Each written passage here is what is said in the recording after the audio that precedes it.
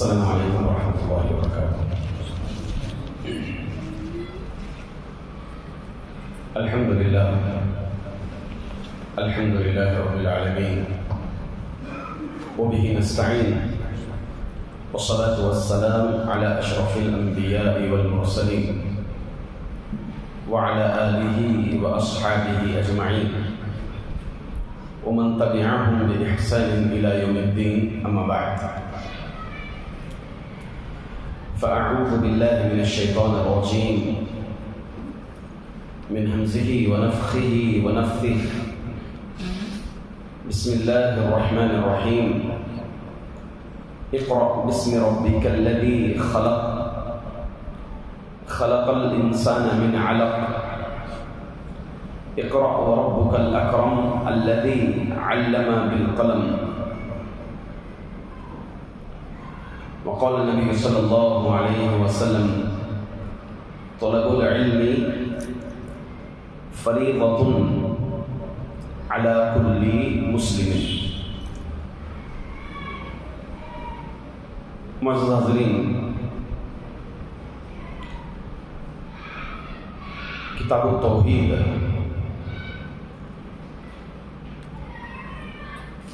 اس کے دروس آغاز کرنے کا پروگرام ہمارا جیسا کہ طے ہے، تو اس میں سے یہ ہماری چوتھی نشست ہے، جس میں پہلی مرتبہ کہ کتاب التوحید، علم توحید کا تفسیر علم جاننا کیوں ضروری ہے، اس پر ہماری گفتگو ہوئی تھی۔ پھر شیخ محمد بن عبد الوہاب رحمہ اللہ علیہ، ان کی سیرت، ان کی تاریخ، ان کے اسفار، پھر اس کے بعد آخری درس جو ہوا تھا ہمارا، انہوں نے حصول علم اور دعوت میں جو منہج اختیار کیا تھا، اس منہج سے متعلق پچھلے درس میں ہماری گفتگو ہوئی۔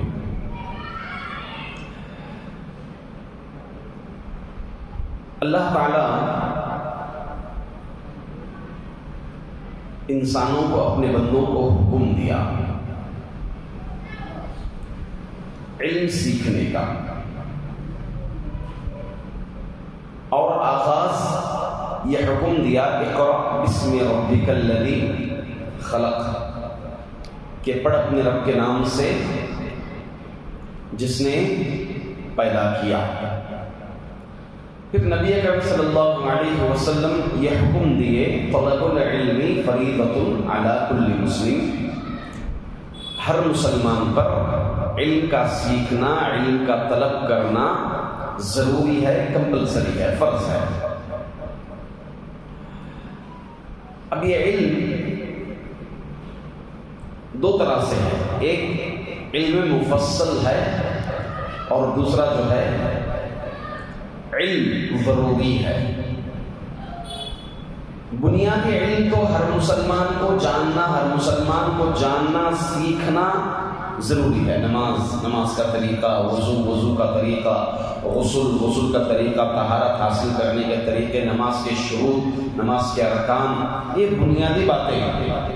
اسی طرح روزہ ہے، روزے کے ارکان کیا ہیں، روزے کے شروط کیا ہیں، یہ بنیادی باتیں ہر ایک کو جاننا ضروری ہے۔ اگر کوئی تاجر ہے تو بنیادی تجارت سے متعلق معلومات جاننا، حاصل کرنا تاجر مسلمان پر ضروری ہے، تجارت کے احکام اور مسائل کو جاننا۔ حضرت عمر رضی اللہ عنہ بازار میں گشت لگاتے تھے اپنے دور خلافت میں۔ بازار میں جو تاجر ہوتا، تجارت کے لیے بیٹھا ہوتا، اس سے جا کر سوالات کرتے تھے کہ اگر ایسا ہوگا تو کیسا ہوگا، مطلب تفصیل اس سے مسئلہ اخذ کرتے تھے، مسئلہ پوچھتے تھے اس سے۔ اگر کوئی تاجر ایسا کوئی جواب دیتا جس سے سود کی بو آتی ہو، تو حضرت عمر رضی اللہ عنہ بازار سے دست بردار کر دیتے اس کو، اس جگہ پر تجارت کرنے سے دست بردار کر دیتے، ہٹا دیتے۔ تو اس اعتبار سے علم ضروری، انسان جو جس میدان میں ہے اس میدان کا علم جاننا اس کے لیے ضروری ہے۔ اور ایک ہے علم تفصیل، جس کو باقاعدہ طور پر قوم میں سے کچھ افراد مدارس جاتے ہیں، خاص شیوخ کے پاس جاتے ہیں، علم سیکھتے ہیں، کتابیں پڑھتے ہیں، قرأت کرتے ہیں، سنتے ہیں، سمجھتے ہیں ان سے، اور ان کی زیر نگرانی تربیت رہ کر پا کر کے آتے ہیں، پھر ان کے توصیات ملتے ہیں کہ انہوں نے یہاں سے سنِ فراغت حاصل کر لیا ہے، یہ فراغت حاصل کر لی، ایک سرٹیفکیٹ ملتی ہے۔ تو یہ تفصیلی علم ہے جو ضروری نہیں ہے، بلکہ وہ فرض کفایہ ہے، فرض عین نہیں ہے بلکہ فرض کفایہ، سب پر ضروری نہیں ہے، کسی قوم میں سے کچھ افراد کے اوپر وہ جائیں گے، سیکھیں گے اور یہاں لوگوں کو آ کر سکھائیں گے۔ اس کے علاوہ جو ہماری شریعت میں زور دیا گیا ہے علم سیکھنے پر، یہ کون سا علم سیکھنا ہے؟ آپ اگر دیکھیں گے آج کے دور میں جو مفکرین احباب ہیں، انہوں نے کچھ علموں کو خاص کیا ہے، کچھ کورس کو خاص کیا ہے۔ ہمارے ہندوستان کی اگر بات کریں گے تو nursery, high school, 10th standard, پھر کالج، ڈگری وغیرہ وغیرہ، اس بیس پر آپ دنیا پا سکتے ہیں، اس بیس پر آپ دنیا پا سکتے ہیں۔ اب جتنے بھی علوم لوگوں نے بنائے ہیں، اڈاپٹ کیے ہیں، وہ تمام علوم کیا ہیں؟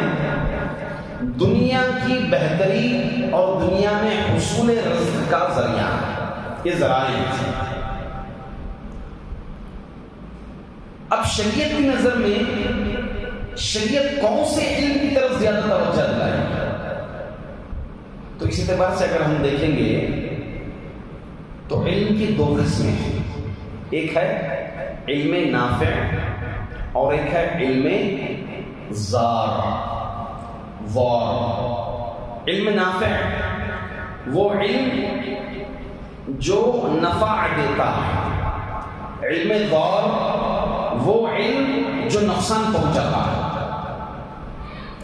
علم نافع کی تعریف کیا کی ہے علماء اکرام نے؟ ابن رجب حنبلی رحمۃ اللہ علیہ اس کی تعریف میں کہا ہے، علم نافع وہ علم جو دنیا، انسان کے لیے دنیا اور آخرت کے اعتبار سے معاشرے کے اندر فائدہ مند ہو، یہ علم نافع ہے۔ کہاں کے لیے؟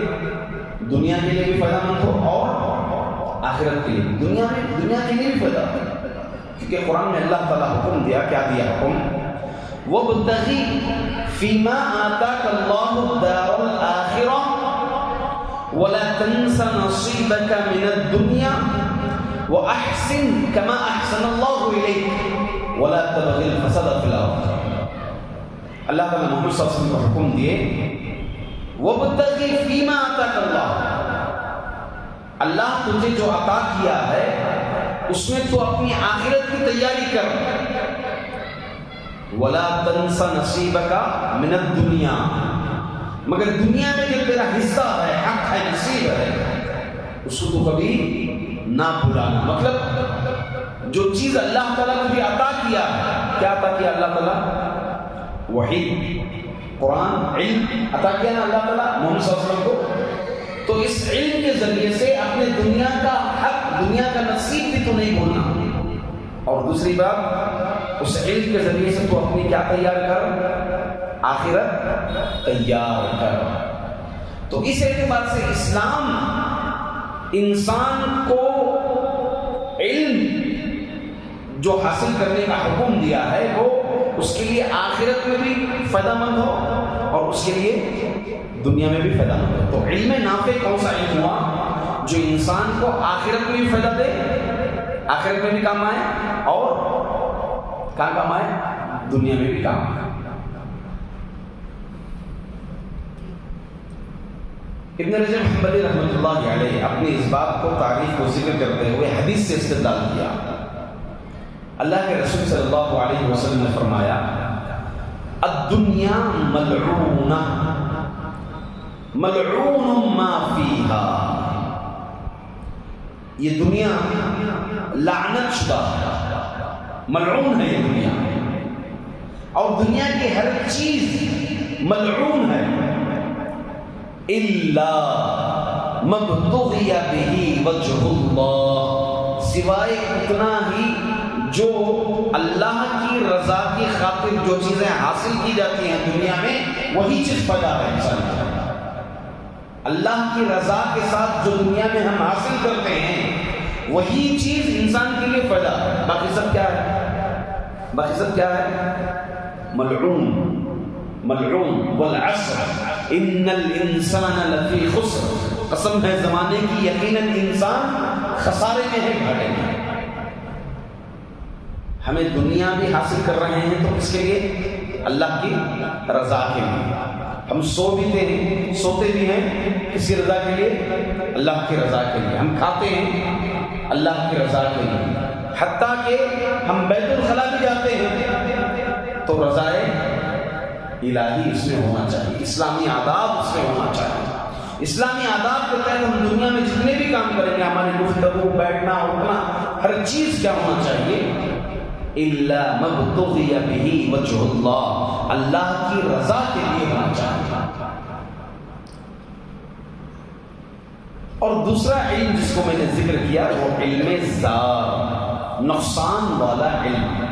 علم زار کس کو کہتے ہیں؟ نقصان دینے والا، جو انسان کے لیے دنیا آخرت یا پھر ان دونوں جہانوں میں سے کوئی کسی ایک جہان کے لیے نقصان، اس کو کیا کہتے ہیں؟ علم زار، نقصان دہ علم، نقصان پہنچانے والا علم۔ بس علماء نے اس کا انکار کیا کہ علم زار نہیں ہوتا ہے، صرف علم نافع ہی ہوتا ہے، مگر حدیث سے استدلال کیا گیا ہے کہ علم زار بھی ہوتا ہے۔ کیسے؟ ایک حدیث اللہ کے رسول صلی اللہ علیہ وسلم نے فرمایا، اجتنبوا السبع الموبقات، 7 ہلاک کرنے والی چیزوں سے بچو۔ کیا ہیں وہ 7 ہلاک کرنے والی چیزیں؟ الشرک باللہ، اللہ کے ساتھ شرک۔ نمبر 2 والسحر، جادو۔ جادو سیکھتے ہیں نہیں سیکھتے ہیں؟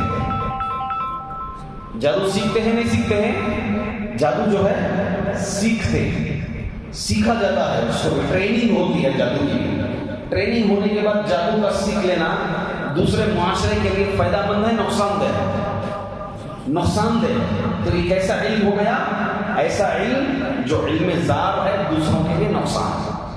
اب دیکھیے آپ، دنیا میں لوگ جو دنیاوی علوم بنائے ہیں، اگر کوئی انسان ان علوم کو اپنی دنیا پانے کے حد تک حاصل کرتا ہے اور آخرت کے اعتبار سے کوئی سوچتا نہیں ہے، تصور نہیں کرتا، تو وہ انسان کے لیے علم کیا ہو گیا؟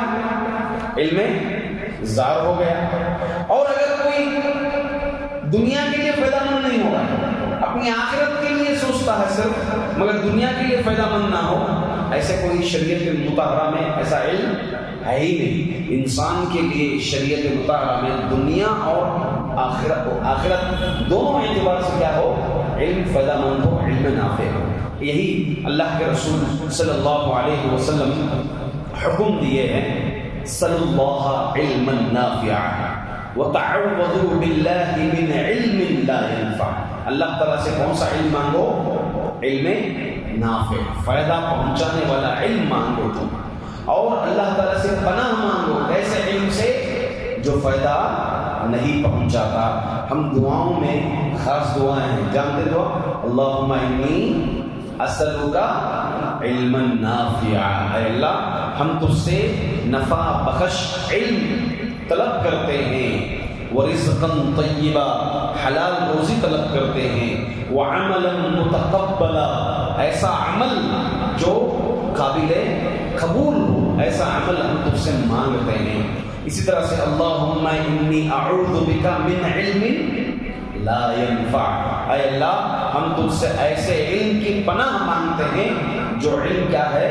فائدہ انسان کو نہیں پہنچاتا. اللہم انفعنی بما علمتنی وعلمنی ما ینفعنی وزدنی علما. اے اللہ اللہم انفعنی، اے اللہ مجھے نفع دے من علم، اللہم انفعنی بما علمتنی، جو کچھ تو مجھے سکھا رہا ہے اس سے کیا بنا دے تو اس علم کو نافع، علم نافع بنا دے. تو حاضرین معلوم یہ ہوا کہ ایک انسان کو علم نافع تلاشنا چاہیے. علم نافع کیا ہے؟ وہ علم جو انسان کو دنیا میں بھی اور آخرت میں فائدہ ہو. اب دنیا میں بھی آخرت میں کون سا علم فائدہ دیتا ہے بتائیے؟ دنیا میں بھی اور آخرت میں بھی کون سا علم فائدہ دے گا؟ کون سا علم؟ شرعی علم. شرعی علم. اسی طرح سے اگر کوئی توحید پرست دنیاوی علوم بھی ایک مقصد کے خاطر حاصل کرتا ہے، کوئی ڈاکٹر بننا چاہتا ہے، یہ دنیاوی علم دینی علم الگ کر دیا گیا. ہاں، اگر کوئی ڈاکٹر بننا چاہتا ہے ایک مقصد کو لے کر کے توحید پرست کہ میں اس علم کو سیکھوں، لوگوں کو فائدہ پہنچاؤں، اس سے میں علاج کروں، تو اس کا یہ علم حاصل کرنا اس کے لیے کیا ہو گیا؟ علم نافع ہی ہو گیا اس میں. اسی طرح کوئی انجینئر بننا چاہتا ہے، توحید پرست ہے، انجینئرنگ کرتا ہے، تو وہ اس کے لیے کیا ہو جائے گا؟ علم نافع ہو جائے گا. اس کے برعکس جو توحید پر نہیں ہے، مشرک ہے، وہ انسان اگر شرعی علم بھی حاصل کرے گا تو اس کے لیے فائدہ ہوگا؟ فائدہ نہیں ہوگا، کیونکہ آخرت میں اس کے لیے کیا ہے؟ اس کے لیے فائدہ نہیں ہے، کیونکہ اس نے قبول ہی نہیں کیا. وہ کیا نہیں کیا ہے؟ قبول ہی نہیں کیا. تو علم نافع وہ علم جو انسان کو آخرت میں بھی فائدہ دے اور انسان کو دنیا میں بھی فائدہ دے. وہ صرف شرعی علم ہی انسان کو دنیا اور آخرت دونوں اعتبار سے فائدہ پہنچا سکتا ہے. یہ علم قابل رشک ہے. اللہ کے رسول صلی اللہ علیہ وسلم نے فرمایا لا حسد الا فی اثنتین. حسد صرف دو چیزوں میں کر سکتے ہیں. حسد کس میں کر سکتے ہیں؟ صرف دو چیزوں میں. حسد بولے تو یہاں پر کون سا حسد ہے؟ کون سا حسد ہے؟ حسد کی دو قسمیں ہیں. ایک حسد وہ حسد جو انسان یہ بغض رکھے کہ اللہ سامنے والے کو جو نعمت دیا ہے اس کے پاس سے وہ نعمت چھین جائے اور وہ نعمت کسے مل جائے؟ مجھے مل جائے. شریعت میں جائز نہیں ہے، شریعت میں وہ جائز نہیں ہے. دوسرا رشک کہتے ہیں. رشک اللہ اسے جو عطا کیا ہے اللہ مجھے بھی عطا کرے اس جیسی چیز. تو یہ رشک انسان صرف دو چیزوں میں ہی کر سکتا ہے. کون سی؟ نمبر ایک علم، نمبر دو مال، چیریٹی، مال. کیسا مال؟ علم بھی کیسا علم؟ کوئی انسان علم سیکھے، سیکھ کر اس علم کو فائدہ پہنچا رہا، لمبی عبادت کر رہا ہے، اس کی دنیا کے لیے آخرت کے لیے فائدہ مند ہو رہا. کوئی علم سیکھ لیا مگر عمل بھی نہیں کر رہا. ہاں، علم کے ساتھ عمل کرنے والا انسان اس کو دیکھ کر یہ رش کرے ہے کاش مجھے بھی ایسا علم ہو تاکہ میں بھی جو ہے ایسی لمبی عبادت کر سکوں، میں بھی جو ہے لوگوں کو فائدہ پہنچا سکوں. اسی طرح سے مال کوئی صدقہ کر رہا ہے، مال صدقہ کر رہا ہے، چیریٹی ہے، ایسے اس میں انسان رش کرے کہ مجھے بھی ایسا مال دے کہ میں بھی جو ہے اس مال کے ذریعے سے لوگوں میں خرچ کروں، دین کے لیے میں بھی خرچ کروں. ایسی چیز میں انسان کیا کر سکتا ہے؟ رشک کر سکتا ہے. یہ علم انسان کے لیے صدقہ جاریہ بنتا ہے. کون سا علم؟ علم نافع. علم نافع انسان کے لیے صدقہ جاریہ بنتا ہے. اللہ کے رسول صلی اللہ علیہ وسلم فرماتے ہیں اذا مات الانسان انقطع عنه عمله الا لثلاث. جب انسان مر جاتا ہے تو اس کے عمل ثواب پہنچنے کے ذریعے منقطع ہو جاتے ہیں. صرف تین ذریعے سے، یعنی تین ایگزٹ اس کے لیے کھلے رہتے ہیں. کیا؟ صدقۃ جاریہ، صدقہ جاریہ. دوسرا او علم ينتفع به، علم جو لوگوں کو فائدہ پہنچائے. علم سکھا کر مر گیا، علم سکھا کر مر گیا وہ، اب جس کو سکھایا تھا وہ آدمی عمل کرتا ہے، پھر وہ دوسرے تک پہنچاتا ہے، وہ تیسرے تک پہنچاتا ہے. قیامت قائم ہونے تک عالم برزخ میں اس کو ثواب ملتا رہے گا یہاں تک کہ دوسری سور پھونک دی جائے. یہاں تک کہ دوسری سور پھونکے جانے تک اس انسان کو اجر ملتا رہے گا، عمل کا ثواب ملتا رہے گا۔ اور تیسرا ولد صالح یدعو لہ، نیک اولاد ہو جو اس کے لیے دعا کرے۔ تو اب یہاں پر صدقہ جاریہ کون سا علم ہوا؟ علم نافع۔ اگر اس حدیث میں غور کریں گے تو بقیہ دو چیزیں بھی علم سے ہی حاصل ہوتی ہیں۔ انسان صدقہ جاریہ کب کرے گا؟ مسجد کب بنائے گا بھائی، یا مدرسہ کب بنائے گا؟ کب بنائے گا بولے؟ جب اس کو علم ہو کہ مدرسہ اگر بنائیں گے، مسجد بنائیں گے، دین کا کوئی کام کریں گے، ہاں ایسا کوئی کام کریں گے جو میرے مرنے کے بعد ثواب۔ تو اس اعتبار سے اگر یہ دو چیزیں دیکھیں گے آپ تو یہ بھی علم سے ہی لنک ہے، ان دونوں چیزوں کا تعلق بھی علم نافع سے ہی ہے۔ لہذا اس اعتبار سے علم نافع انسان کے لیے فائدہ مند ہے اور کارمند ہے۔ اسی کی فضیلت اللہ کے رسول صلی اللہ علیہ وسلم نے فرمائی، من سلک طریقا یطلب فیہ علما سلک اللہ بہ طریقا من طرق الجنہ، جو کوئی علم سیکھنے کی غرض سے چلتا ہے، راستہ پکڑتا ہے، علم سیکھنے کی غرض سے راستہ پکڑتا ہے تو اللہ تعالی جنت کے راستوں میں سے راستے پر چلاتا ہے۔ جنت کے جتنے راستے ہیں اس میں سے کسی ایک راستے پر اس کو چلاتا ہے تاکہ جنت اس کے لیے آسان ہو جائے۔ وَإِنَّ الْمَلَائِكَةَ لَتَضَعُ أَجْنِحَتَهَا رِضًا لِطَالِبِ الْعِلْمِ، اور فرشتے اس کے لیے اپنے پریں پھیلا دیتے ہیں، کیوں؟ طالب علم کی رضا کے لیے۔ وَإِنَّ الْعَالِمَ لَيَسْتَغْفِرُ لَهُ مَنْ فِي السَّمَاوَاتِ وَمَنْ فِي الْأَرْضِ، اور عالم کے لیے دعائیں مغفرت کرتے ہیں کون؟ جو کچھ آسمانوں زمینوں میں، اللہ کی دیگر مخلوقات پوری جو ہے علم حاصل کرنے والوں کے لیے کیا کرتی ہے؟ دعائیں کرتی ہیں۔ ہم اللہ تعالیٰ کی ذات سے یقین رکھتے ہیں۔ نبی کریم صلی اللہ علیہ وسلم کی بات برحق، ہم لوگ جو یہاں بیٹھے ہیں سیکھنے اور سکھانے کی غرض سے، ہمارے لیے اللہ پوری جتنی مخلوقات ہے، پوری مخلوقات ہمارے لیے دعا کر رہی ہے، پوری مخلوقات اب ہمارے لیے دعا کر رہی ہے۔ اللہ کے رسول صلی اللہ علیہ وسلم کی بات حق ہے، برحق ہے۔ اللہ کے رسول صلی اللہ علیہ وسلم فرماتے ہیں وَالْحِيتَانُ فِي جَوْفِ الْمَاءِ، حتیٰ کہ سمندر کے اندر مچھلیاں بھی کیا کرتی ہیں؟ اس کے لیے دعائیں کرتی ہیں۔ سبحان اللہ، یہ کس چیز کی ہے؟ علم نافع کا فائدہ ہے، علم نافع کی فضیلت ہے۔ اللہ کے رسول صلی اللہ علیہ وسلم یہاں تک فرماتے ہیں من غدا الى المسجد لا يريد الا ان يتعلم خيرا او يعلمه كان له كاجر حاج تام حجته۔ ہم میں سے یہاں پر جتنے بھی ہیں اس سال کو حج نہیں کیا، حج کیے ہم اس سال، ہم میں سے کوئی بھی حج نہیں کیا اس سال، کیونکہ حاجی جتنے بھی ہیں وہیں پر ہیں، اللہ ماشاء اللہ کچھ ایک آدھ فلائٹ آ گئی ہو۔ ہم میں سے جتنے بھی ہیں حج نہیں کیے، کہ حج نہیں کیے۔ ہم میں سے کوئی حج کا شوق رکھتے ہیں؟ ہر کوئی، ہر مسلمان چاہتا ہے کہ حج کرے۔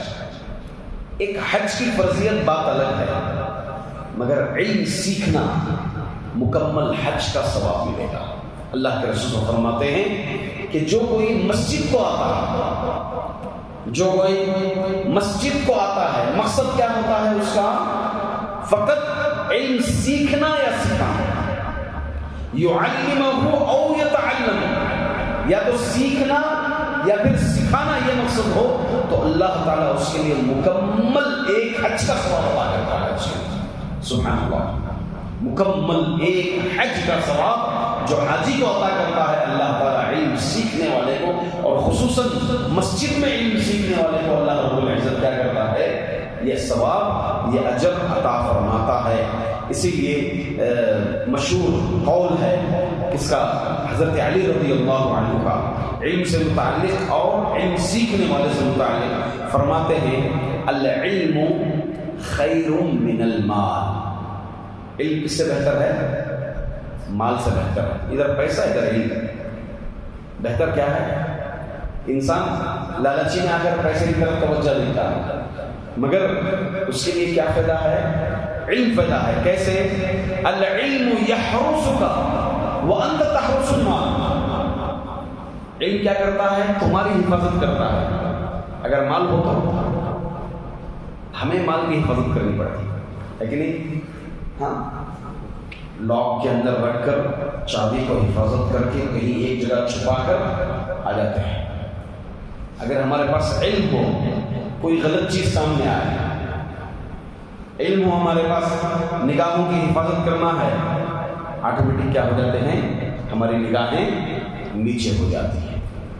علم ہے ہمارے پاس، کوئی فتنہ آتا ہے، فتنوں میں لوگ مبتلا ہیں، علم ہے ہمارے پاس، تو وہ علم کیا کر لیتا ہے؟ اس فتنے سے روک لیتا ہے. غلط کام، گناہ کے کام، کئی کام سامنے آتے ہیں. اگر انسان کے پاس علم ہو تو وہ انسان کی حفاظت کرتا ہے. اگر مال ہو تو ٹریفک میں بھی اگر گھسے ہیں انسان، بھیڑ بھاڑ کی جگہ میں تو اپنے جیب کو پکڑ کر کے رکھا ہے، بار بار دیکھ کر چیک کر رہا ہے کہ نہیں، والٹ اپنی ہے کہ نہیں، ہے کہ نہیں، چیک کر رکھا ہے. تو مال کو انسان اس کی حفاظت کرنا پڑتا ہے، مگر علم جو ہے انسان کی حفاظت کرے گا. والعلم حاکم والمال محکوم علیہ. علم حاکم ہے. علم کیا ہے؟ حاکم. حاکم مطلب حکومت کرتا ہے. علم حکومت کرتا ہے. مال کے اوپر حکومت کی جاتی ہے، مال حکومت نہیں کرتا، بلکہ مال کے اوپر کیا ہوتی ہے؟ حکومت ہوتی ہے. ایک مشہور، آپ ہارون رشید نام سنے ہوں گے، بڑا انصاف پسند بادشاہ تھا بغداد کے اندر. یہ بادشاہ جو ہے اپنے دور میں حضرت سعید بن مسیب رحمۃ اللہ علیہ، تابعین ہے، مشہور تابعین میں تقریباً اول نمبر پر ان کا نام آتا ہے. ان کے تعلق سے حضرت ابو ہریرہ رضی اللہ عنہ فرماتے ہیں، ابو ہریرہ کے داماد تھے حضرت سعید بن مسیب. ان کے تعلق سے فرماتے ہیں کہ اگر اللہ کے رسول صلی اللہ علیہ وسلم تمہیں دیکھ لیتے تو خوش ہو جاتے. مطلب بڑے ہی حکمت والے تھے اور بڑے علم والے تھے. ایک مرتبہ بغداد آئے تو لوگ ادھر سے سب اپنے مصروفیات چھوڑ کر سب دوڑ رہے ہیں. ہارون رشید کی بیوی اپنے بنگلے سے دیکھ رہی تھی، اپنے گھر سے دیکھ رہی تھی، جیسے بھی ہو کہ لوگ دوڑے چلے جا رہے ہیں کسی ایک طرف. گھر میں خادمہ جو ہے خدمت کر رہی تھی. خادمہ سے پوچھا کہ یہ لوگ کہاں جا رہے ہیں؟ کہا کہ سعید بن مسیب آئے ہیں، ان سے علم سیکھنے کے لیے، مسئلے مسائل پوچھنے کے لیے لوگ سب دوڑے چلے جا رہے ہیں. کہا جواباً اصل بادشاہ تو وہ ہے. بادشاہ کی بیوی خود کہہ رہی کہ اصل بادشاہ تو وہ ہے جو لوگوں کے دلوں پر حکومت کر رہا ہے. ہارون رشید بھی بادشاہ ہے، صرف لوگوں کے جسموں پر حکومت کر رہا ہے.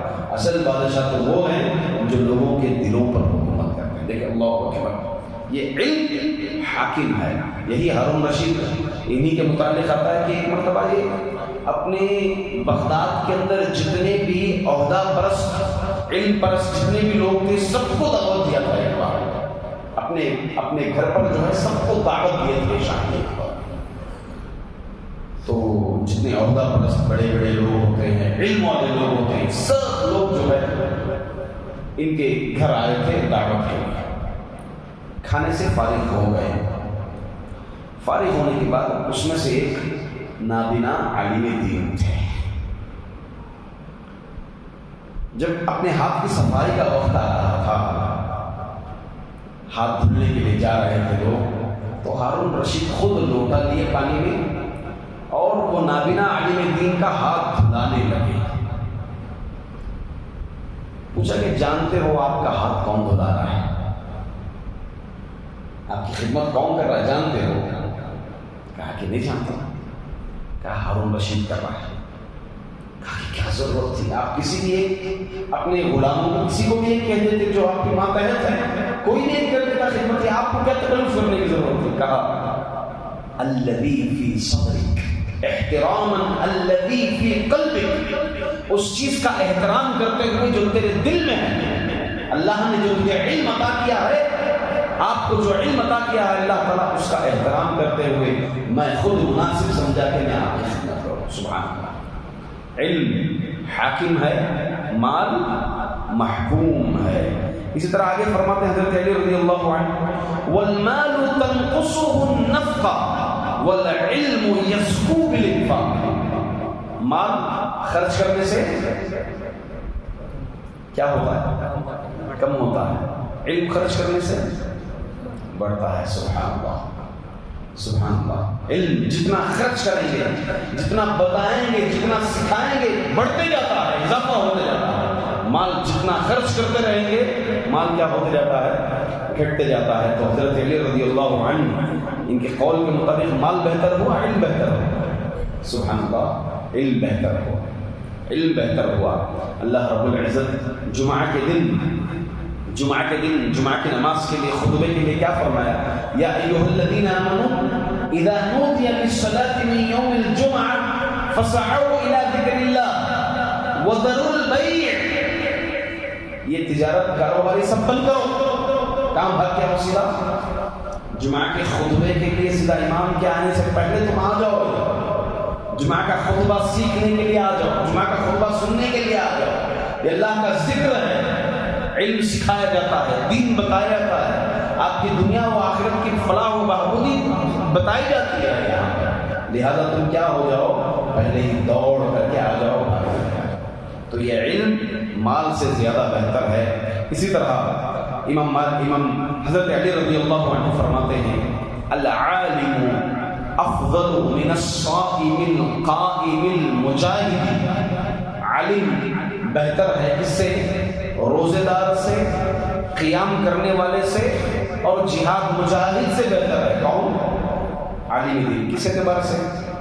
بھائی آپ ایک عبادت کر رہے ہیں، علمی نہیں ہے، بس عام روٹین کی طرح عبادت کر رہے ہیں. کئی مسلمان ایسے ہیں، مسلمانوں کی کئی تعداد ایسی ہے جو صرف عام روٹین کے تحت جو ہے انجام دیتی ہے. جیسے روزہ، کئی مسلمانوں کو روزے کی فضیلت صحیح معنی میں نہیں معلوم.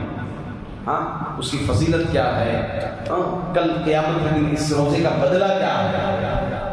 اللہ رب العزت کیا فرمایا حدیث قدسی میں کہ روزہ میرے لیے ہے، میں اس کا بدلہ دوں گا. تو کئی مسلمانوں کو بس عام روٹین رمضان آیا ہے، صبح سے شام تک بھوکا رہنا، بس اتنا معلوم. اس کے مقابلے میں جو علم جان کر کے روزہ رکھتا ہے اسے زیادہ اجر و ثواب ملے گا، یا پھر ایسے ہی روزہ رکھتا ہے اسے اجر و ثواب ملے گا. کئی کافر بھی رکھتے ہیں روزہ، مسلمانوں کے ساتھ اٹھنا بیٹھنا ہوتا ہے ان کا. ارے آپ لوگوں کا اپواسا ایسا ہے کیا؟ تو کئی کافر بھی جو ہے صبح سے شام تک بھوکے ہو جاتے ہیں. ہاں علم جان کر کے اگر کوئی عبادت کریں گے تو وہ علم کیا ہوگا؟ ثواب میں، اجر میں زیادہ بہتر ہوگا. ابو الدرداء رضی اللہ عنہ فرماتے ہیں، مثل العلماء فی الناس کمثل النجوم فی السماء یہتدی بها. علماء کی مثال لوگوں میں ایسی ہی ہے جیسے تاروں کی مثال آسمان میں. تاروں کی روشنی سے انسان کو راستہ دکھتا ہے رات کے وقت، شام کے وقت. اگر تارے بھی بجھ جائیں انسان دیکھ سکتا ہے کچھ، رات میں کچھ نہیں دیکھ سکتا ہے. تو علماء کی مثال ایسے ہی ہے. لوگوں میں علماء اگر ہیں تو علماء لوگوں کو صحیح راستہ بتاتے ہیں. اگر علماء نہ ہو تو سب اندھیرا اندھیرا چھا جاتا ہے. امام شافعی رحمۃ اللہ علیہ فرماتے ہیں، طلب العلم افضل من صلاۃ نافلہ. علم کا حاصل کرنا افضل ہے نفل نماز سے بھی زیادہ افضل ہے. کون سی نماز سے؟ نفل. آپ دیکھیے مسجد النبوی، آپ مدینہ منورہ گئے ہوں گے، اللہ تبارک تعالیٰ جن لوگوں کو بھی سعادت عطا کی. اسی طرح سے مسجد الحرام، مسجد النبوی میں آج بھی ماحول ہے، آج بھی ماحول ہے. مختلف جگہوں پر دروس ہو رہے ہیں. کہیں تفسیر کا درس چل رہا ہے، کہیں توحید کا درس چل رہا ہے، کہیں حدیث کا درس چل رہا ہے، کہیں میراث کے مسائل کا درس چل رہا ہے، کہیں فقہ کا درس چل رہا ہے، کہیں بیوع کا. مختلف حلقات جو ہے درس کے چل رہے ہیں. اس کے علاوہ قرآن کے تو حلقات بے شمار آپ پائیں گے مسجد النبوی میں بھی اور مسجد الحرام میں. وہاں آپ دیکھیں عشاء کی اذان ہو جائے گی، یا اگر عصر کے بعد سے درس چل رہا ہے مغرب تک، مغرب کی اذان ہو جائے گی. مگر درس دینے والے شیوخ کیا کریں گے؟ وہ اذان تک انتظار کریں گے، اذان کا جواب دیں گے، پھر علم جاری رکھیں گے جماعت کھڑے ہونے تک۔ جماعت کھڑے ہونے تک اپنا علمی درس جاری رکھیں گے۔ کیسے؟ تو اسی کے تحت امام شافعی رحمۃ اللہ علیہ فرماتے ہیں کہ نفل نمازوں سے افضل ہے کیا چیز؟ علم کا سیکھنا۔ کون سا علم کا سیکھنا؟ علم نافع کا سیکھنا نفل نمازوں سے بہتر ہے، اور باقاعدہ طور پر وہاں پر عمل ہو، باقاعدہ طور پر جماعت کھڑے ہونے تک۔ مغرب کے بعد درس شروع ہوا، جماعت کھڑے ہونے تک سلسلہ علم کا جاری رہتا ہے، ساری رہتا ہے۔ جماعت جیسے ہی کھڑے ہوئے گی تو پھر جو ہے مجلس برخاست ہوگی۔ تو الغرض علم نافع، ایک عام علم کے تعلق سے ہی ہماری شریعت مطہرہ میں کیا ہے حکم؟ ایک کتے کی فضیلت بڑھ جاتی ہے۔ کتے کا چھوٹا کیسا ہے؟ حکم کیا ہے اس کا؟ اگر کتا آپ کے برتن میں منہ ڈال دیا، کھانے کے برتن میں یا کسی پیالے میں، 7 مرتبہ دھلنا ہے اس کو، 1 مرتبہ مٹی سے دھلنا، باقی جو ہے 6 مرتبہ پانی سے دھلنا۔ یہ حکم ہے، یہ حکم ہے اور یہ عبادت ہے۔ آپ اگر ایسا دھلیں گے تو شریعت کی نظر میں پاک ہے، ورنہ شریعت کی نظر میں نجس گندا ہے۔ آپ اگر ایسا نہیں دھلیں گے تو شریعت کی نظر میں نجس ہے، گندا ہے۔ اس کے مقابلے میں الکلب المعلم، ایجوکیٹڈ ٹرینڈ کتا اگر ہے، ٹرینڈ کتے ہوتے ہیں باغوں میں وغیرہ سب، شکاری کتے ہوتے ہیں۔ حکم کیا ہے؟ آپ شکاری کتے کو بسم اللہ، بسم اللہ اللہ اکبر یا بسم اللہ کہہ کر چھوڑ دیجیے۔ وہ گیا دوڑ کر کے ہرن پکڑ کر کے لایا آپ کے لیے، گلے کو پکڑا ہرن پکڑ کر کے کھینچ کر کے لایا، مر گیا ہرن۔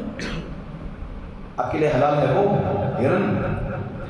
ہے حلال ہے آپ کے لیے، حلال ہے آپ کے لیے۔ ٹرین کتا منہ ڈال کر کے مار بھی دیا اس کا حکم یقیناً اسی طرح ہے شکار، جس طرح سے آپ گن شوٹ کر رہے ہیں، کچھ بھی شوٹ کر رہے ہیں تو اسی کے حکم میں قائم مقام ہوگا۔ فرق کیا ہے؟ ایک عام کتا ہے، برتن میں اگر منہ ڈالتا ہے تو دھلو 7 مرتبہ، اس سے اس کو پھینک بھی دو، آپ کھانے کی چیز جو بقیہ ہے اس کو پھینک دو۔ جبکہ ایک ٹرین کتا ہے وہ منہ ڈالتا ہے، آپ کے لیے شکار پکڑ کر کے لا رہا ہے، آپ کے لیے وہ نجس نہیں ہے، طاہر ہے، آپ کے لیے پاک ہے، آپ اس کو کھانا چاہیے۔ یہ اسلام علم کے تعلق سے اتنی گہرائی دیتا ہے، تو بہرحال علم سیکھنے کا ماحول ہونا چاہیے۔ میں مناسب سمجھا کہ بجائے کتاب کے آغاز کرنے کے آپ لوگوں کے ذہن میں یہ جو چیز سیکھنے کے لیے آ رہے ہیں، آپ بیٹھ رہے ہیں، اس کی اہمیت آپ کے ذہنوں میں اگر ہوئے گی تو یقیناً اس میں دلچسپی مزید بڑھے گی آپ کو اس علم سیکھنے کے سلسلے میں۔ اور یہ ماحول جو ہے یہ ہمارے اسلاف سے چلا رہا ہے، کتاب سیکھنے کا ماحول۔ آپ کانفرنسز ہوتے ہیں، کانفرنسز، بڑے بڑے کانفرنس، بڑے بڑے میدانوں میں، شادی خانوں میں بڑے بڑے کانفرنسز ہوتے ہیں۔ اب وہاں تعداد میں ہجوم میں جاتے ہیں، ہجوم میں گئے، کھانے پینے کا انتظام ہوتا ہے، بس باہر نکلتے وقت الا ماشاء اللہ کتنے ہی لوگ سیکھے ہوں، الا ماشاء اللہ، مگر اکثر و بیشتر صرف یہ کہیں گے کہ وہ مولوی صاحب اچھا بولے، وہ مولوی صاحب کا وقت خاص نہیں تھا، وہ مولوی صاحب بہت زبردست بولے، یہ بولے، کیا بولے کھڑا کر کے کچھ نہیں بول پائے، صرف اچھا بولے۔ یہ ماحول خصوصاً مسجدیں صرف نماز کے حد تک نہیں، مسجدوں میں ایسے دروس ہونا چاہیے، ایسا ماحول پیدا کرنا چاہیے، علمی ماحول، علمی دنیا بننا چاہیے۔ ہم جتنا ایسی چیزوں کو قائم کریں گے، یہ ہمارے اسلاف کا طریقہ ہے، ہمارے سلف کا۔ اپنے بچوں کو لائے ساتھ، سلف کے اسلاف کے اکثر و بیشتر دروس میں دیکھیے آپ کہ سیکھنے والے اگر 100 ہوتے، ایگزامپل 200 بچے ہوتے تھے وہاں پر، صرف اپنے پیرنٹس ماحول بنانے کے لیے بھیج دیتے بچوں کو، سبحان اللہ، ماحول بنانے کے لیے ایسی علمی مجلسوں میں بچوں کو بھیج دیتے تھے۔ آج یہ علم ہم تک محفوظ ہے، ہماری دنیا، ہماری آخرت بنا رہا ہے، یہ علم ہماری دنیا اور ہماری آخرت بنا رہا ہے۔ کیسے؟ اس کے پیچھے بہت راز ہے، اس کا بیک گراؤنڈ ہے، اس کے پیچھے قربانیاں ہوئی ہیں علماء کی۔ اگر قربانیاں نہیں ہوتی علماء کی تو یہ ہمارے پاس تک محفوظ نہیں ہوتا یہ علم۔ امام بخاری رحمۃ اللہ علیہ نے شادی نہیں کی اپنی زندگی میں، اس کے لیے، اس علم کے لیے۔ آج تا قیامت ان کو لوگ کیا کریں گے؟ دعا دیتے رہیں گے۔ قال الامام بخاری رحمہ اللہ علیہ، دعا دے اللہ ان پر رحم فرمائے۔ سبحان اللہ، کتنے مساجد میں ان کا نام نہیں ہوتا، کتنے دروس میں ان کا نام نہیں ہوتا، کتنی تقریروں میں، کتنے جمعہ کے خطبات میں ان کا نام نہیں ہوتا۔ اللہ اکبر۔ امت قائم، ایک امت برحق ہوگی، امت میں سے ایک جماعت برحق ہوگی جو قیامت تک قائم ہوگی، وہ امت یقیناً تا قیامت امام بخاری رحمۃ اللہ علیہ پر کیا کرے گی؟ وہ جماعت دعائیں دیتی رہے۔ سبحان اللہ، کتنی محنت کی انہوں نے علم کو، اس علم کو ہم تک پہنچانے کے لیے کتنی محنت کی انہوں نے۔ رات رات استخارات کرتے تھے، لمبی لمبی دعائیں، لمبی لمبی نمازیں پڑھتے تھے، استخارہ کرتے تھے، ایک حدیث لکھنے سے پہلے کئی اسفار کرتے تھے۔ کو معلوم ہونا چاہیے، صحابی کا نام غالباً مجھے یاد نہیں آ رہا ہے، ایک حدیث کی خاطر، آج ہم گوگل میں ایک حدیث مار لیتے ہیں، بڑی آسانی سے حدیث آ جاتی ہے۔ ہاں دیکھو یہ حدیث بخاری میں ہے، یہ مسلم ہے، بڑی آسانی سے بتاتے ہیں۔ یہ حدیث ہم تک کیسے آئے؟ ایک مہینہ ایک حدیث کو حاصل کرنے کے لیے ایک مہینہ کھپایا گیا۔ کتنا؟ ایک مہینہ حدیث کو حاصل کرنے کے لیے، ایک مہینہ علماء نے ایک حدیث کو حاصل کرنے کے لیے ایک مہینہ کھپایا۔ معلوم ہوا کہ فلاں مقام پر، فلاں گاؤں میں صحابی نے اللہ کے رسول صلی اللہ علیہ وسلم سے ڈائریکٹ یہ بات سنی، حدیث سنی، تو اب ان سے موافقہ لینے کے لیے کہ مجھے یہ بات پہنچی ہے کہ آپ نے اللہ کے رسول صلی اللہ علیہ وسلم سے یہ بات سنی، کیا سنی؟ یہ بات صرف لینے کے لیے سفر باندھے، اپنی اونٹنی کو تیار کیے، سفر کا سامان لیے، ایک مہینے کا ٹھیک سفر کیا اور جا کر کے آپ سے علم حاصل کیا کہ کیا آپ نے یہ چیز اللہ کے رسول صلی اللہ علیہ وسلم کیا چیز سنی؟ آپ نے صحابی نے کہا یہ چیز سنی، ایک حدیث کو لینے کے لیے۔ سبحان اللہ، مشہور مالکی مذہب کے ایک امام مانے جاتے ہیں، ان کے متعلق آتا ہے کہ وہ علم سیکھنے کی غرض سے رات میں چوکے داری کا کام کیا۔ چوکے داری سمجھتے ہیں؟ نائٹ ڈیوٹی، نائٹ واچ مین جو ہوتے ہیں، وہ ہمارے پاس پہلے بھورے ٹائپ کے پہلے بہت زیادہ ہوتے تھے، نیپالی لوگ جو رات میں سیٹی مارتے ہوئے گلیوں کی حفاظت کرتے تھے۔ تو انہوں نے بازار میں چوکے داری کی ڈیوٹی ہوتی تھی، مین بازار میں، سینٹر میں، رات میں نگرانی ہوتی تھی۔ کس غرض سے یہ کام چوکے داری کی ذمہ داری لی تھی؟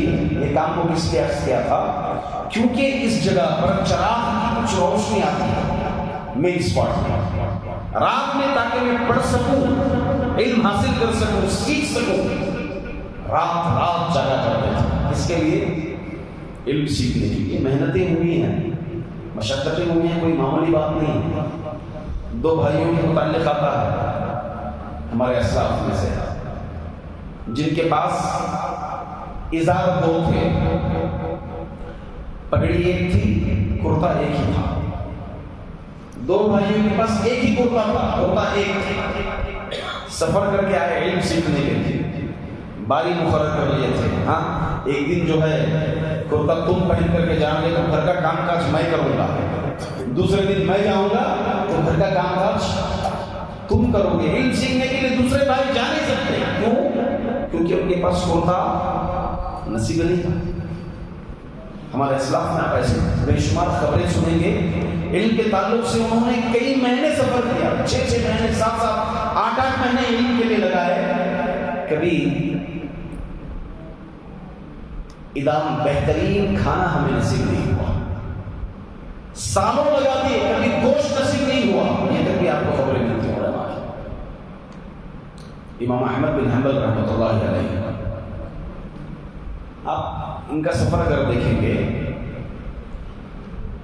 انہوں نے ارادہ کیا کہ میں بغداد جاؤں اور تفسیر سے علم حاصل کروں، فلاں بغداد میں محدث بڑے محدث رہتے ہیں، ان سے بھی علم حاصل کروں، اس غرض سے انہوں نے ارادہ کیا تھا۔ اتفاق سے حج کا موسم آیا تو یہ حج کے لیے چلے گئے مکہ میں۔ مکہ میں جانے کے بعد جس شیخ سے علم حاصل کرنا تھا وہ بھی حج کے موقع پر تھے، ان سے کافی علم حاصل کیا۔ حاصل کرنے کے بعد اس کے باوجود مزید حدیث کا علم حاصل کرنے کے لیے آپ بہت چلے، آپ گئے اس مقام پر، آپ کو دیکھ کر کے لوگوں نے، کوئی لاج واش کا سسٹم تو نہیں تھا، مسجد میں ہی رکنا پڑتا تھا قیام وغیرہ سے، اب مسجد میں ہی قیام کرتے تھے امام احمد بن حنبل رحمۃ اللہ علیہ۔ اب دیکھیں چلو مسجد میں تم لوگ تھوڑا نماز پڑھانے کی ذمہ داری ادا کر لو، لوگوں نے کہہ دیا۔ اب ویسے موظفہ، اس کے لیے وظیفہ وغیرہ سب کچھ خاص اس طرح سے ماحول نہیں تھا۔ الغرض آپ مسجد میں رہتے تھے، جس شیخ سے علم حاصل کرنا تھا ان سے علم بھی حاصل کرتے تھے اور امامت کی ذمہ داری بھی اٹھاتے تھے۔ یہاں تک ان کے تعلق سے آتا ہے مسجد سے کافی دور پر کنواں ہوتا تھا پانی کے لیے، جیسے آج مسجدوں کی سہولتیں ہیں، لائٹ آن کیے، آپ کو گیزر آن کیے، گرم پانی میسر ہو گیا، ویسا سب ماحول نہیں تھا۔ نل کا سسٹم کچھ نہیں تھا، سب سسٹم کنویں ہو گئے تھے، کنویں کے اندر بالٹی ڈالو، پانی کھینچو، اس سے وضو کرو، پھر مسجد کو واپس آؤ۔ تو امام احمد بن حنبل رحمۃ اللہ ٹھنڈی ٹھنڈی راتوں میں کافی فاصلے پر وہ کنواں تھا، تو صبح جاتے تھے فجر سے پہلے اس کنویں کے پاس، کنویں سے پانی لیتے، وضو کرتے، پھر جو ہے آپ واپس مسجد کو آتے تھے۔ کس کے لیے قربانی ہے؟ علم کے لیے۔ الغرض جو کچھ مال ہوتا تھا اسلاف میں ہمارے، علم کے لیے خرچ کر دیتے تھے، وہ مال، اس مال کو علم کے لیے خرچ کر دیا کرتے تھے۔ تو آپ رحمہ اللہ علیہ معاملہ ایسا آ گیا تھا، جو مال آپ لے کر نکلے تھے سب مال دھیرے دھیرے دھیرے خرچ ہو گیا، علم کے لیے، کھانے کے لیے، پینے کے لیے خرچ ہوتے گیا، یہاں تک کہ بیلنس زیرو ہو گیا۔ اتفاق ایسا ہوا کہ آپ ایک مرتبہ ظہر یا عصر کی نماز پڑھانی تھی، آپ کو نماز میں آپ نے سہون بھول گئے، نماز میں کچھ رکھا تو پیچھے سے لقمہ ملا آپ کو، اس کے بعد پھر نماز مکمل کی گئی، آپ کا چہرہ وغیرہ بدلا ہوا تھا۔ استاد نے آپ سے پوچھا کیا بات ہے، کچھ بدلے بدلے نظر آ رہے ہیں، بتانا نہیں چاہ رہے، کافی اصرار کیا کہ کیا بات ہے بتائیں، نماز میں بھی بھول گئے، کچھ بدلے بدلے نظر آ رہے ہیں، کیا بات ہے؟ کہا کہ جو مال میں لے آیا تھا سب ختم ہو گیا ہے، یہاں تک کہ میرے جوتے بھی اور روٹی والے کے پاس گروی رکھا ہوں میں۔ سبحان اللہ، میرے جوتے بھی میرے پاس ہیں، ان جوتوں کو میں نے گروی رکھا ہے اس کے پاس اور روٹی والے کے پاس۔ اپنا مال خرچ کر دے کر کے، اپنا وقت، سفر، قربانیاں جب یہ خلق قرآن کا مسئلہ آیا تھا، مامون رشید ان کے دور میں خلق قرآن کا مسئلہ آیا تھا کہ قرآن کریم اللہ کی مخلوق ہے یا اللہ کی صفت ہے۔ ہمارا عقیدہ ہے کہ قرآن کریم اللہ کی صفت ہے اور یہی ہمارا عقیدہ ہے۔ تو اس عقیدے پر بدلاؤ کے لیے لوگوں سے زبردستی جبرن کہلوایا جاتا کہ قرآن اللہ کی مخلوق ہے، زبردستی کی جاتی ہے۔ تو کچھ علماء اکرام، علماء تقریباً 3 قسموں میں بڑے گئے تھے، کچھ ڈر کے بارے زبانی کہہ دیے تھے، کچھ جو ہے حکمت اپنا لیے تھے۔ علماء کی ایک ٹیم تھی جو برابر قائم رہے کہ قرآن اللہ کی صفت ہے، جس کی وجہ سے ان کو قائد بند کر دیا گیا، سزائیں دی جاتی تھیں، مگر زبان سے کبھی نہیں نکلا کہ قرآن اللہ کی مخلوق ہے۔ مارے جاتے تھے، پٹائی ہوتی تھی، یہاں تک کہ یہ جو جساس کیا کہتے ہیں اس کو، کوڑے مارنے والا، ہاں، تو یہ اس کا خود کا بیان ہے کہ اگر یہ کوڑے کسی مضبوط ہاتھی پر مارتے تو ہاتھی جو ہے اپنی ضد سے باہر ہو جاتا، مگر امام احمد بن حنبل رحمۃ اللہ علیہ اپنی ضد سے نہیں ہٹے، کسی بات پر مصر رہے کہ قرآن اللہ کی صفت ہے۔ آخرکار سزائے موت، پھانسی کی سزا کا اعلان ہو گیا، تو ایسے وقت ایک مشہور، بس 1 منٹ، آدھا منٹ انشاءاللہ، ایک فقیہ، علم فقہ میں مہارت رکھنے والے، مجھے نام اکثر یاد نہیں آ رہے، ذہن میں نہیں آ رہے، تو ابھی بات آئی تو ماحول بن رہا ہے تو بتا رہا ہوں، ان سے آپ موضوع پر مسح کے سلسلے میں ایک مسئلہ استفسار کر رہے ہیں۔ یہاں پر موت کا اعلان ہو گیا، پھانسی کی سزا کا اعلان ہو گیا، جا کر کے پوچھا کہ ایسے موڑ پر وہ مسئلہ عرض کیا، تو انہوں نے کہا موت کی یہاں پر سزائیں سنائی جا رہی ہے، آپ جو ہے مسئلہ استفسار کر رہے ہیں۔ کہا کہ مجھے یہ پسند ہے کہ میری موت اس حال میں ہو کہ میں علم حاصل کر رہا ہوں، میری موت ایسی حالت میں ہو کہ میں علم حاصل کر رہا ہوں۔ تو الغرض اس علم جو ہے، علم ہم تک پہنچا ہے بآسانی۔ کتنی کتابیں شروحات ہیں کتاب التوحید پر، کتنی ہیں کتابیں، یہ سب کتنی آسانی سے، ایسے آسانی سے نہیں ہے، اس کے پیچھے کافی قربانیاں، وقت، مال، لاکھوں کروڑوں اربوں پیسہ جو ہے اس کے لیے خرچ کر دیا گیا، تب جو ہے ہمارے پاس یہ علم محفوظ ہے۔ ہماری ذمہ داری بنتی ہے کہ ہم اس امانت کو لیں، اس پر عمل کریں اور اس علم کو دوسروں تک پہنچائیں، یہ ہماری ذمہ داری بنتی ہے۔ اللہ تعالیٰ سے دعا ہے کہ اللہ تعالیٰ ہم تمام کو علم نافع حاصل کرنے کی توفیق عطا فرمائے، اور اس سے جو فائدہ ہے اس فائدے کو اللہ تعالیٰ ہمارے لیے اللہ رب العزت مغفر فرمائے، اور اس طرح ہم تمام کو اس علم پر عمل کرنے کی توفیق